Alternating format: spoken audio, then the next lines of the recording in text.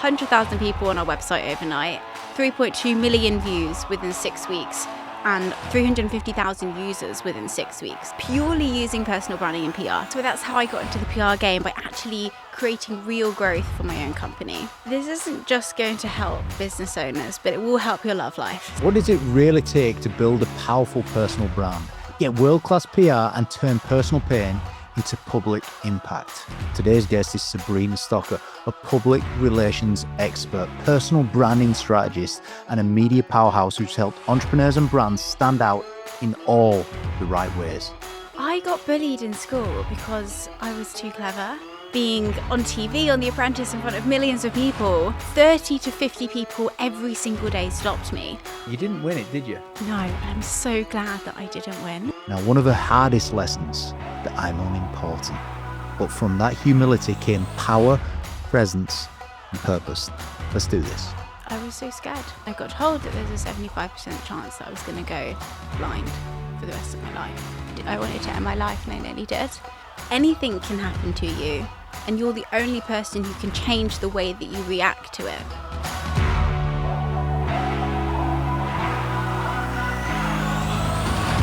ActionCOACH, the help you need to grow your business. Sabrina Stocker. Who is the real Sabrina Stocker? That is a fantastic question.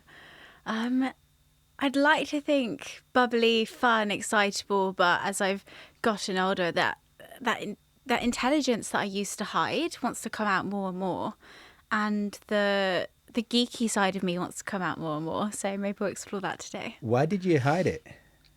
I got bullied in school because I was too clever. And I know that sounds ridiculous, but I got nearly full marks in all my exams. I was asked to apply to Oxbridge. My mum was Indian, so she really got me to study and get full marks. And a lot of the kids used to laugh at me because I always had my hand up. I was like Hermione Granger at school, so I dumbed myself down. And I actually ended up getting more friends when I dumbed myself down. And I've had to learn or unlearn how to be that way. So you said bubbly fun, but then you said the real you is pretty smart behind the scenes. And I think it's both now, but it's not hiding that intelligent, geeky side of me anymore. So is this the authentic Sabrina Stocker that we're seeing? The real Sabrina Stocker? This is the authentic. What does it feel like to be authentic? I feel like I can be proud of who I am, but I feel like I've been authentic for many years now. And that answer came from me hiding myself as a teenager to then being on TV, on The Apprentice, in front of millions of people. And I felt like I could be myself on TV, and I've lived by that now. When was that? That was quite some time ago, wasn't it? It was some time ago. I was 22 at the time. I'm 29. So 7 years ago, I was on The Apprentice. Wow. And what was the biggest lesson from being on The Apprentice? You can make money out of anything. And I used to grow up in a house where both my parents were teachers. Money was reasonably scarce from a teacher's salary. And I didn't really understand how to make money. I just knew that I loved business. And when I went on the show, every single week you have a different task. You've never been in the industry, but you have to learn how to make money very quickly. Well, our audience definitely want to make money. So if there's one or two quick bits of advice about making money, what would you say to them? Money and business are different, and I didn't understand this, but now I do. The business side of things is your systems, your automations, your leadership, how you're going to grow your company. The money side of things is looking at your P&Ls, your investments, understanding cash flow. So being able to differentiate them and not hide yourself about this topic that we don't like to talk about, which is money, is actually really detrimental. So keeping those two separate was a huge learning curve for me. So you were on The Apprentice, so you've been in the public eye. How's that affected your personal relationships and your businesses? It's been crazy. I've always been a very fun personality. I used to work at a David Lloyd. There were 7,000 members. Trying to leave the club, it would take me 30 minutes because I was friends with everybody. Tennis. Yeah. And when I went on The Apprentice, there were 8 million views at that time. So the TV show was huge, and I was getting stopped at 10 p.m. in Tesco's and a teacher asking for a photo to share with her kids. I was being stopped on the train for selfies. 30 to 50 people every single day stopped me. I don't think the show's as big now, but back then it was like my entire life was on the line. And fortunately, it was a really positive thing because everyone was really nice. And you didn't win it, did you? No, and I'm so glad that I didn't win. Why? Why do you say that? If you look at the previous Apprentice winners, they've had it really hard. And I think the majority aren't working with Lord Sugar anymore. A lot of them have had the mental side being really tough, because when you're on a show and you have Lord Sugar as a business partner, there is so much pressure that is put on you. And then if you're successful, it's not because of you, but it's because you won the show and because of him. So I think the mental side is really, really hard to uptake. Plus, also in the contract, I can share this with you, but you're not allowed to work on different ideas. You need to work from his offices. You have to get everything run past him. So you're, in a sense, a little bit micromanaged. Well, look, you've had your fair share of challenges as well. Now, I read somewhere online that you lost your vision. I did. What age was that? I lost my eyesight at 21 years old for 3 months. This was whilst you were making the tennis business, was it? What happened? So, to deep dive into the story, I was maybe at the gym or at my friend's jacuzzi, and I had something called an acrometer keratitis go into my eye, which is like a tiny little parasite. And it's super rare. It's like 1 in 50,000 people in the world get this. And usually it's somewhere in Africa or Asia by a big lake. And I went blind for 3 months. What, fully blind? Fully blind in one of my eyes. And it was so painful. I couldn't sleep for 10 days. Every 30 minutes, I had to put drops in my eyes. And yeah, it was scary. I got told I was going to lose my eyesight. And you were 21, ambitious to grow your own business. What was going on then at the time then? How did you get past it? I was so scared. I was really scared because it just happened within 3 days. And it was like, oh, this is painful. This is really painful. I need to go to the hospital. And I went to the hospital. And I got told that there's a 75% chance that I was going to go blind for the rest of my life. And I thought at that time, like, oh, this is really hard. Like, I'd have never imagined this. Why is this happening to me? And fortunately, I had like a really strong mindset that I tried to get through it. And I got given these drops every 30 minutes for 10 days. I couldn't sleep. I had to put these drops in. And I've listened to Tony Robbins and Brandon Mashard since I was super young. And I was like, oh, what if I can visualize getting my sight back? And I started to. So I went from not being able to see and in so much pain that I wanted to end my life, and I nearly did. And I just, every single day, just imagined it getting like 1% better. I told you I wasn't going to cry. So that was back when you were 21? When I was 21. And I basically like started pretending that I could see. And every single day I was like, just being able to make a cup of tea or walk to the bathroom on my own. And there was one day that I was running a tennis tournament and I couldn't see anything. And my dad took me and I just ran this tennis tournament with like 5% vision. And I was on my phone and I was scrolling on Facebook. And this ad came up by STA Travel to go win £25,000. So I went in the garden, I put on a cap because you can't have any sunlight. I put on my sunglasses and I applied, and I sent like this 90-second video, and I couldn't see what I was doing, but my friend came round and he filmed it for me. And like 2 weeks later, I went back to the hospital because I wanted to end my life because it was so scary and so painful. And I got a call from this travel company saying, whilst I was like at Moorfields Eye Hospital, I've won this trip to go travel the world. And I was going to leave in 2 months. And I went to the doctors and I said, like, hey, this is really bad. I can't see, I can't sleep, I can't do anything. By the way, I've won this trip around the world. And he said, if you go, there's an 80% chance that you're going to lose your sight. Like, this, you just can't go. And I didn't want to take that as an answer. And that's when I really doubled down on the mental health and thinking, okay, let's start visualizing being able to see. And I got my eyesight back in to about 50%, and I went traveling the world for 3 months with a 50% eyesight. Negative was that I lost my sense of depth, and I fell and I hit my back. But I traveled the world for 3 months half blind, and by the time I got back to the UK, my sight was 90% back.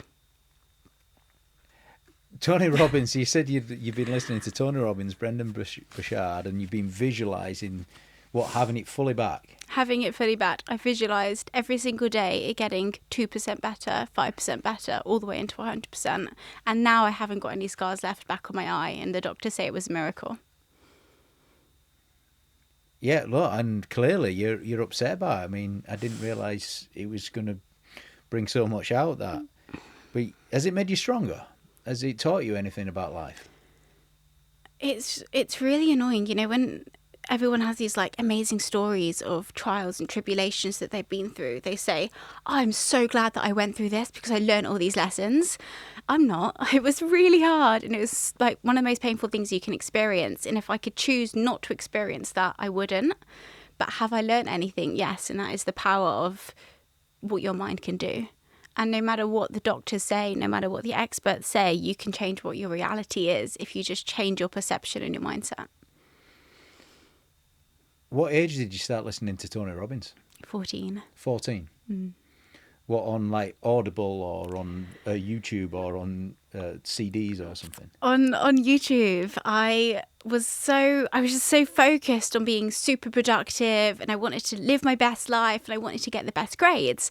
And the only motivational speakers at that time were Brendan Burchard and Tony Robbins. There weren't even any real female speakers back then. So I used to watch every single night, going to bed 1 or 2 hours from the age of 14 up until probably around 18, 19 years old, learning and mindset. I could probably recite some of the videos. I listened to them so much. Now there's a lot of information online, but back then they were the only sources. They were. I mean, let's recite some Tony Robbins stuff. What are some of the areas that he's kind of taught you? I think I've learned probably more in terms of mindset from Brendan Burchard. And there was this one phrase that he says, which is, there is no permission that you can ever give yourself. There is no magic tooth fairy in this lifetime, and you're the only one who can go up and get it. And changing that perspective gave me full internalization. Tony Robbins gave me full internalization. So everything that happens to me is because of me. And if I can't change the way that something has happened to me, I can change the way that I'm going to respond to it. So let me just make sure I'm correct on this. Give yourself permission to go and get what's yours. Is that what you were saying there? For sure. No one's going to ever give you permission in life. So the only person that can give you permission is you. The only person stopping you is yourself and your mindset. What is Sabrina Stocker's philosophy in life? To be 100% internalized. And what I mean by that is anything can happen to you, and you're the only person who can change the way that you react to it. And depending on what your perspective is, that can be a really positive thing or it can be a negative thing. It's grey outside today. It's not the nicest weather. And I could either say, great, back in London, the skies are grey. That's going to impact my day. Or I can say, the skies are grey, but I'm still going to have an amazing day because that's not going to impact who I am. It's not where you are, it's who you are. Mm-hmm. All right, but now you've built a big PR business, huge PR business. When did you start that? So I started the PR journey about 5 years ago. And the way that I got into PR was my tennis company stopped making money overnight. I had a team of 42 staff members, 11 tennis clubs, 200 tournaments a year. Lockdown comes. I've basically lost my presenting career, my speaking career, and my tennis company. I have to let everybody go. I didn't have enough money to pay the rent. And I co-founded a software company. And when nobody could get food during lockdown, you put your postcode in, you found out all the delivery slots in your area. It went mega viral, grew faster than Facebook, 100,000 people on our website overnight, 3.2 million views within 6 weeks, and 350,000 users within 6 weeks. So one of the fastest ever growing startups, purely using personal branding and PR. That's all I did. Your book deserves to be published, and selfpublishing.com wants to help make it happen. You'll work one-to-one with an author strategist to write, publish, and market your book the right way. With more than 8,000 authors and 100,000 books in print, they know what works. Ready to bring your story to life? Visit selfpublishing.com/action coach right now. And working 16 to 18-hour days with nothing else to do during COVID. And everyone said, wow, how did you do that? That's crazy. So that's how I got into the PR game, by actually creating real growth for my own company. And we just really steadily grew. The first year we made 6 figures, then we made mid 6 figures, then we made 7 figures, and we continuously had this growth, and it was incredible. I mean, just looking back on it like that, I mean, the last 5 years, you started it by getting into personal branding yourself. I mean, how personal branding, we're in a revolution of that now, aren't we? What impact is personal branding having on people's businesses generally?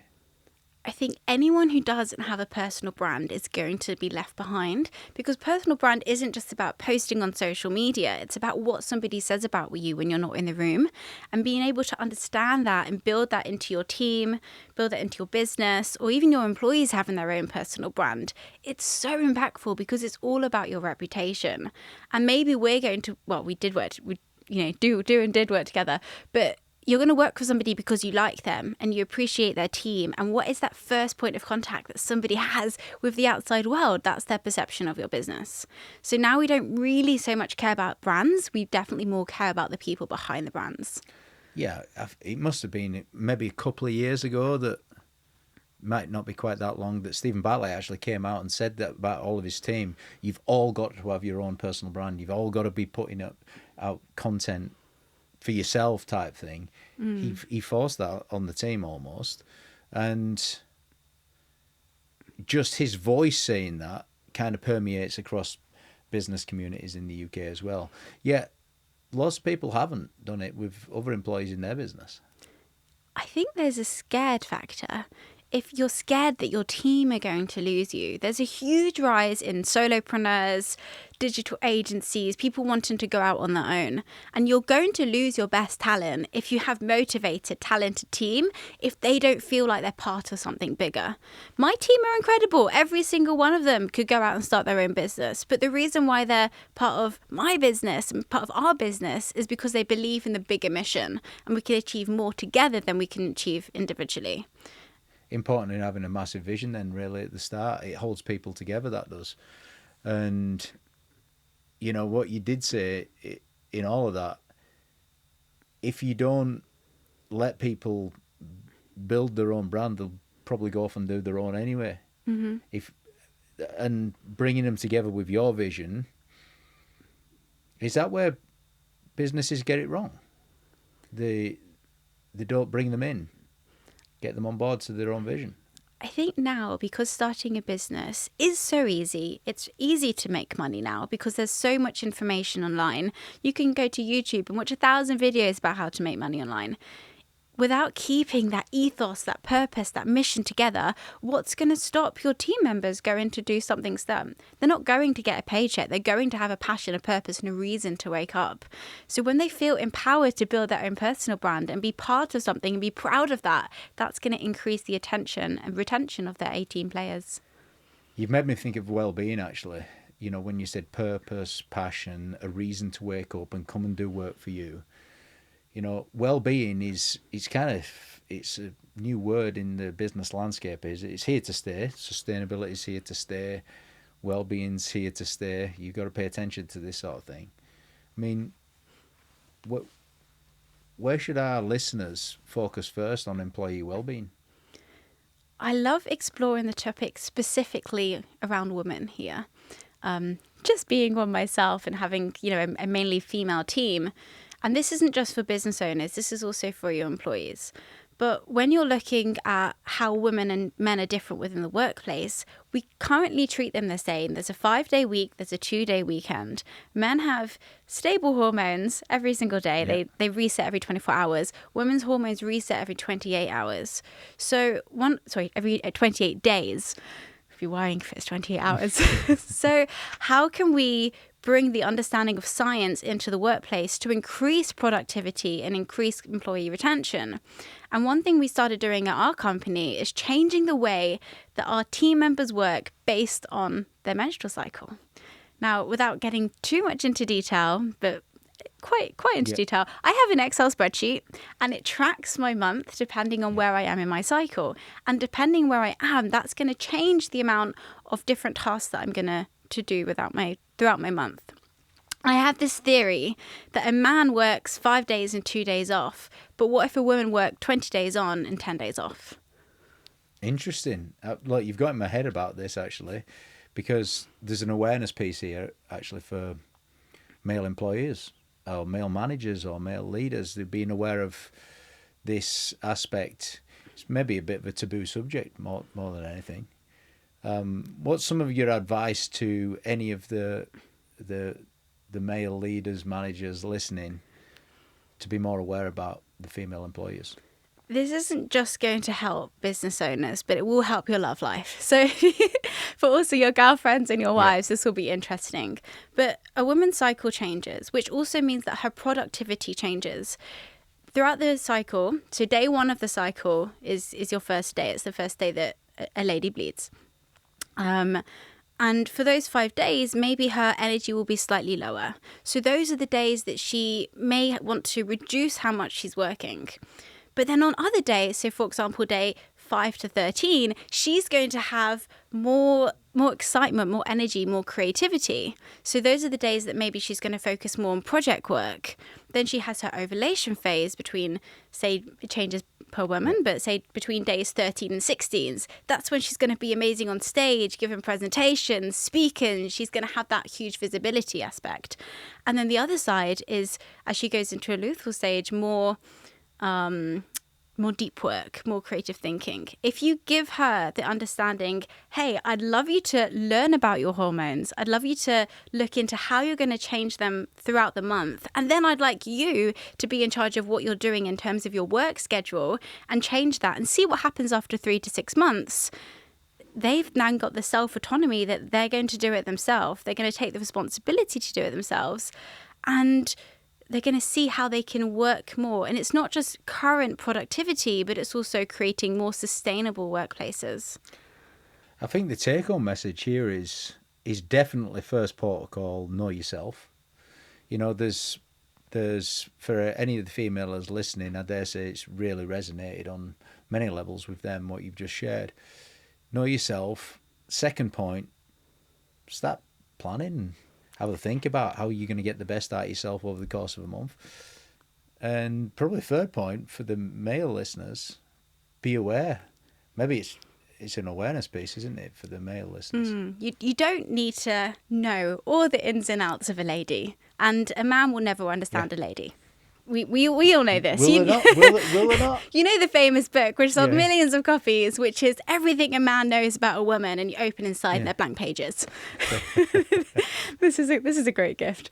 But if we can learn and be adaptable and say, she knows her body and she knows her hormones and she has her cycles. These are what her deliverables are. As long as she continuously keeps smashing those deliverables, I'm going to let her do her own thing. And then the team member feels that they can feel empowered, but they don't want to tell you about what's going on, but they would like to pre-plan potentially about what's happening there and to understand their own cycles. So many ladies don't, and that's okay. But now with more information online, you can start to understand. Yeah, and you've done your part in encouraging people to do exactly that just then. Now, one thing that you did mention there was, know what the deliverables are. Get a line of sight. What are you responsible for, and what have you got to achieve? The sad reality is that a lot of people in business, they don't have the documented clarity over the key deliverables. So you got to get that first. But then you did mention, and if they're smashing the deliverables, give them space. The question is, what if they're not smashing the deliverables? I think that comes down to anyone not smashing their deliverables, and there's many different reasons. For example, if one of my team members isn't hitting her deliverables, I don't say to her, why are you not hitting your deliverables? Because she's going to go, oh, because of this reason, and she's going to get really defensive. So step one of the leadership aspect more here is, what have I done to not communicate that there's really clear deliverables? Maybe she doesn't or he doesn't understand what they are. Maybe there's not enough resources for them to hit this. Maybe there's too many different things going on. So as a leader, I'd say, how can I make it easier? And if I was in that position, would I be able to hit them? And having that open conversation, saying, what do you need from me? And maybe that's going to be time, resources, clarity, is going to then allow them to feel like they have space to talk. I did a bit of research on a guy called Marcus Buckingham. He says on the weekly one-to-one call, ask 2 questions. And I've put this to practice, and it works absolutely beautiful. It's, how do you feel about, he says these questions, how do you feel about the work you've done in the last week? Second question, what do you need any help and support with over the next week? And that is it. Literally, you ask that to your employees 48 times a year, or however many weeks holiday, 46 times a year, once a week. He says, that's leadership. You've made me really sort of think of that as, because it's quite an open area, actually, even if it is a male and a female that's working together, and they're open questions, and I suppose it can help irrespective of what stage of the month it is. How do you feel about this, the work you've been doing in the last week? It's very rare for a team member to not want to perform. I don't really know anyone who turns up to work and think, I'm not going to smash my deliverables. I'm not going to get my work done. I'm not going to perform. So the intention is generally really positive. So I think those questions are really powerful. So you've developed your business, and you said we've gone from 100,000 to mid 100,000s to 1 million, now to multi-millions. So you've had a fair experience of wealth. What are some of the most surreal experiences you've had with wealth and the people that you've met and helped? It's been a roller coaster, and I think there's 2 sides. There's my internal company doing well, but also when I've maybe dated someone quite wealthy, and there's the perspective of money just changes. There's one person I dated. I was 23, and he bought 2 first-class tickets or business class tickets to India, and they were like, I think £10,000 each. And at the time, I'd never flown anything apart from economy plus. So I was like, okay, this is a lot. Wow, okay, 20,000. And then he couldn't make the flights because he had work meetings. So we just booked new ones.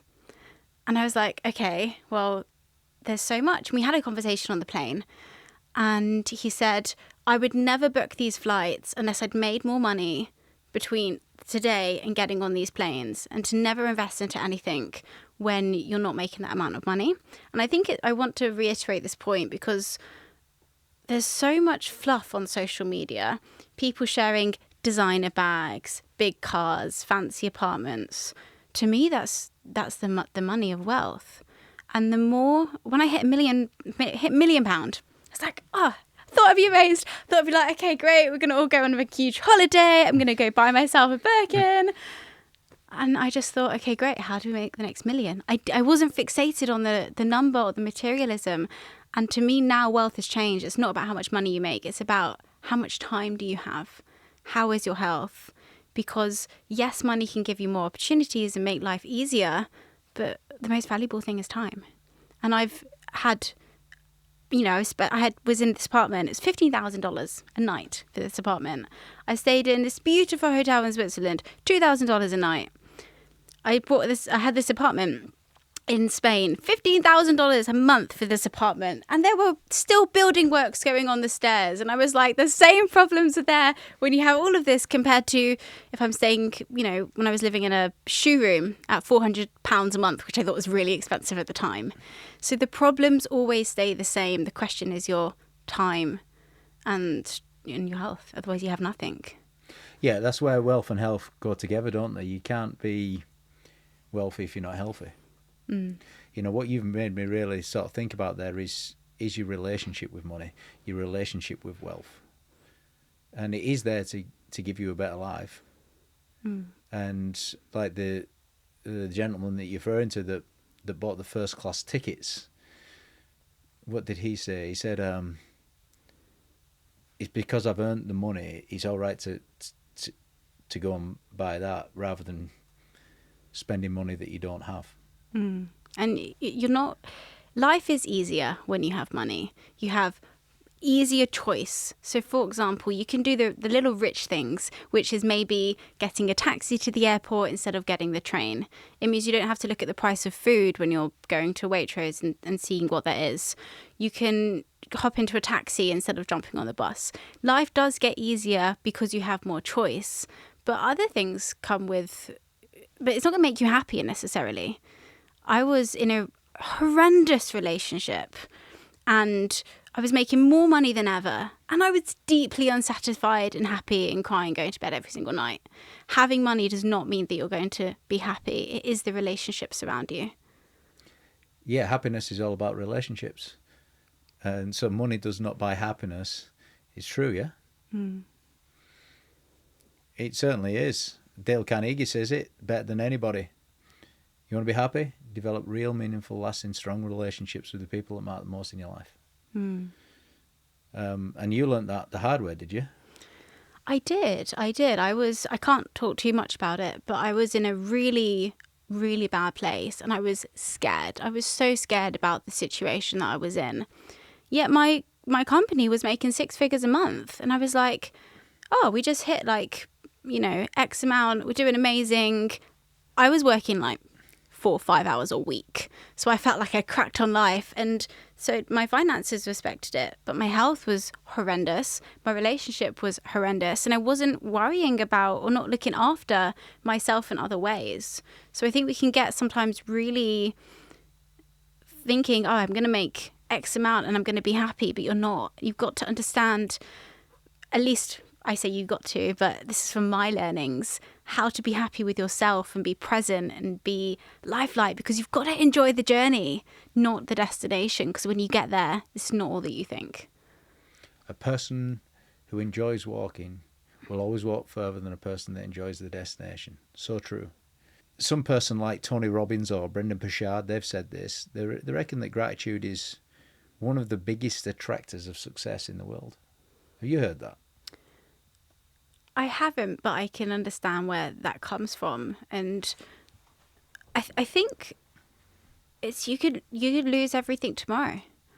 I could wake up and I could have my banks frozen, or I could have a huge tax bill come through that I wasn't expecting, or I could have a huge expense within my company. Anything can happen to anybody at any time, and you can wake up the next day and be like, oh, something bad happened. Are you then going to be depressed about it, or are you going to go build something new? And I think that's kind of the internal mindset. Having a business and being successful on paper doesn't necessarily mean that you're going to be fulfilled, and it's that fulfilling aspect. It means, for me, the biggest success is if something happened to you, and it will happen to you, and it's happened to me multiple times, is that you're going to lose everything and you're going to be at place zero again, but you have the skill sets, the mindset and the resilience to go rebuild. What's the secret to getting media attention then, from a PR perspective? I think the biggest lesson I've learned is nobody cares about you or your business. So when you're looking to get PR, what are you providing the publications, the magazines, the newspapers, the audience? What are you giving them? Maybe that's a story, maybe that's gossip, maybe that's drama, maybe that's your journey. But it's not about you. Nobody cares who you are. Nobody cares what you've done. You're irrelevant. I'm irrelevant. But how do I give them something that they're going to be interested in? So taking the emphasis away from you is the first one. The second one is to drop your ego. Yes, I have a PR company, but there's thousands of amazing, strong other women who are out there building businesses. In the scheme of things, I'm completely irrelevant. But if I can share a message which inspires my younger self, which inspires other maybe 20-year-olds who are thinking of starting to travel the world or start their own business, that's amazing in myself. And I have to drop my ego. Nothing I've done is going to change the world. but you can change one mind at a single time. And when somebody says to me, oh, I want to have my own book, I want to be speaking on stage, I want to be, doing all of these amazing things, my first question in my head is, have you actually done something to change the world? Are you actually making an impact? And until then you have nothing to speak about. It's all ego driven. The reason I went mega viral for my software company wasn't because of me. It was because I solved a problem that was huge. No one could get food. That was the problem that I solved that impacted hundreds of thousands of lives, and we had millions of customers. That was a real thing that I've done, and I'm proud of that. But had I not done that, then what real impact was I making? So that's a really big thing. So before you want to get in the press, do something that's press-worthy. And the other big part about this is media is mass market. So unless you're going for super, super niche, are you doing something which is going to impact the mass market, not just impact individuals? For some reason, you've made me think clickbait. Because when you were describing that, that's not clickbait. And a lot of people try to go for clickbait for media attention, don't they? Is that a mistake? There's different strategies for different things. Clickbait can work short term, but not long term. Clickbait generally is about gossip. It's about relationships. It's about affairs. It's about scandals. Yeah, okay, maybe it's going to be a short term boost to your personal brand, or you're going to get a story out there, but is it going to really impact you long term? Probably not. So what are the best stories that work when you're trying to grab attention? So there's different strategies for different stages. So for example, with Shopping Slot, which was the software company, everyone was typing into Google how to get a delivery slot. Where can I get a delivery slot? Where can I be where can I get food from? So if you can create if you have something trending in the media, which is already getting a lot of traction, it's already going viral, and then you have a solution to what is already trending, then you're going to be ranking for that particular search term. So that's really, really powerful. If you already have a brand, that's when you can go for the more clickbaity stories where people are into gossip. When you say if you already have a brand, do you mean a huge business, like a brand that a household name? 6% of people know you exist already. A household name, or maybe you're a media personality. A personal brand. Personal brand. I mean, let's just go back to that personal brand for a second, because you've alluded to it earlier on. What role has your personal brand had in scaling your PR business? It's been huge. I'm just another PR company. But why does someone work with me compared to somebody else? It's because they like me, they trust me, they see how I work, and they're buying into me as a person. I have an amazing team behind me. So maybe if it's one of my sales team, they're buying into the sales rep who's representing the company. That are all doing their personal brands. They're all building their personal brands. But if you Google me, you'll see different articles that I've been featured in. You'll have my websites, my speaking, my podcasts coming up. So it shows that I've been there and done it, which is specifically interested in PR.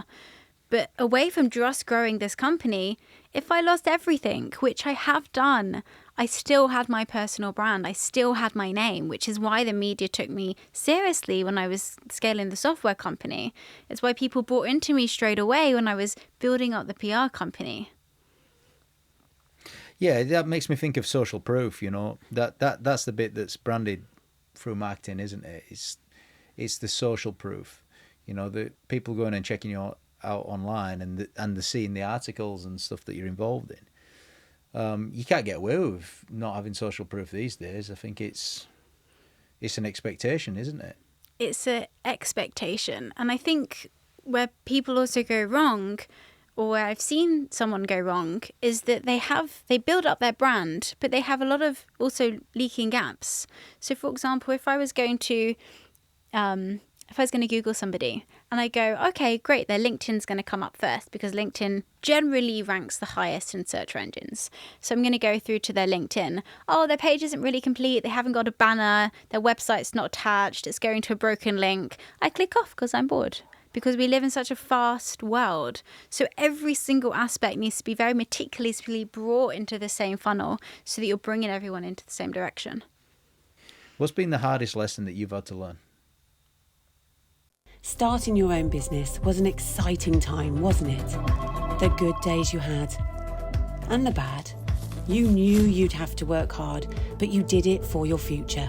Lately, though, you're missing out on the important things in life. Time seems to be slipping by. So make the change. Claim back your work-life balance and grow your business today. Visit actioncoach.co.uk. That I'm unimportant. When did that finally drop? That dropped when I was in Florida, and I'd just come from the UK. I was like really bubbly. I was like the center of my local tennis club, and I go to this other tennis club, and my coach said, leave your ego in the car park every single day to me for like 2 months.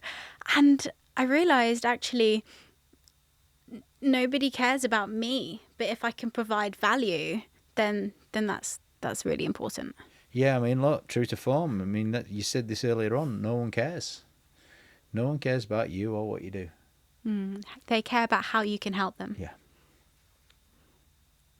And you got that lesson drilled into you for 2 months. Leave your ego in the car park. Wow. It was a bit harsh. It was really harsh. But it worked. It worked. It worked. You're a success story. So what's the most beautiful thing about business? The feeling of waking up every single day that you're going to make an impact on someone else's day. It's a pretty good feeling, that is, isn't it? It's bigger than myself. If I don't feel like working, I have a reason, a why, a mission to keep doing what I'm doing. I have a team who are reliant on me to show up consistently and be a leader.